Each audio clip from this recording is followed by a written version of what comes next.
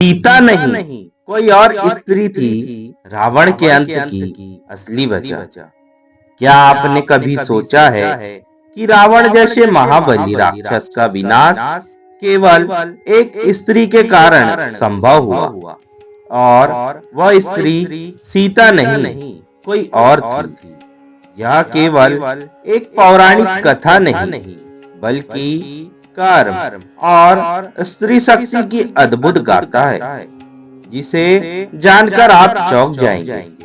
जब हम रामायण की कथा सुनते हैं तो रावण का पतन हमें सीताहरण की सजा लगता है, लेकिन कुछ प्राचीन ग्रंथों और शोधों में एक रहस्यमय स्त्री का उल्लेख मिलता है जिसका नाम था वेदवती। इस कथा की शुरुआत होती है बहुत पहले, जब रावण अपनी शक्ति के चरम पर था और ब्रह्मांड के सामने आतंक का डंका बजा रहा था। हिमालय की गुफाओं में तप करती एक सुंदर और तेजस्विनी कन्या थी वेदवती। उसका जीवन केवल एक लक्ष्य के इर्द गिर्द घूमता था, भगवान विष्णु को पति रूप में प्राप्त कर। उसके पिता भी यही चाहते थे, पर विधि को कुछ और ही मंजूर था। एक दिन जब रावण हिमालय में भ्रमण कर रहा था, उसकी दृष्टि वेदवती पर पड़ी। उसकी तपोमयी आभा देखकर भी रावण का राक्षसी मन उसे लालसा से देखने लगा।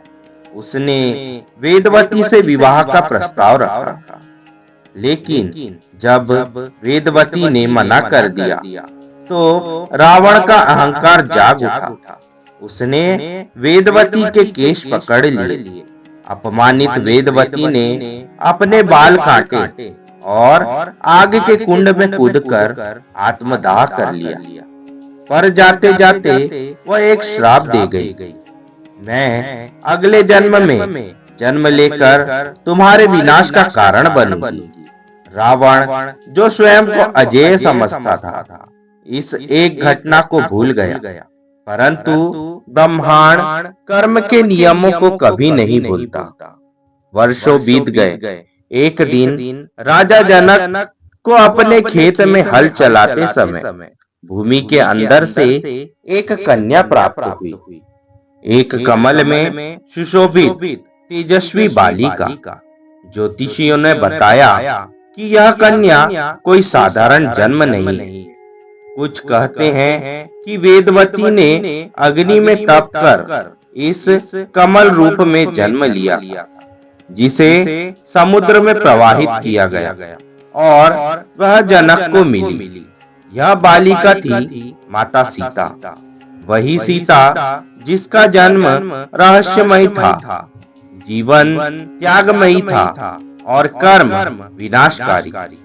जब रावण ने माता सीता का हरण किया, तब शायद वह यह नहीं जानता था कि उसने उसी आत्मा को छू लिया जिसने उसे शाप दिया था। सीता या कहे वेदवती अब अपने वचन को पूर्ण करने आई थी।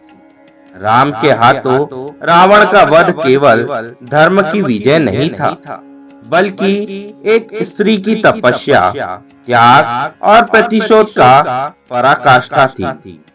सीता नवमी केवल सीता माता का जन्मदिन नहीं, बल्कि यह स्मरण है उस चेतना का जो यह सिद्ध करती है कि कोई भी शक्ति, चाहे कितनी भी बलवान क्यों न हो, एक स्त्री की इच्छा, उस संकल्प और उसका शाप भी झेल नहीं सकता।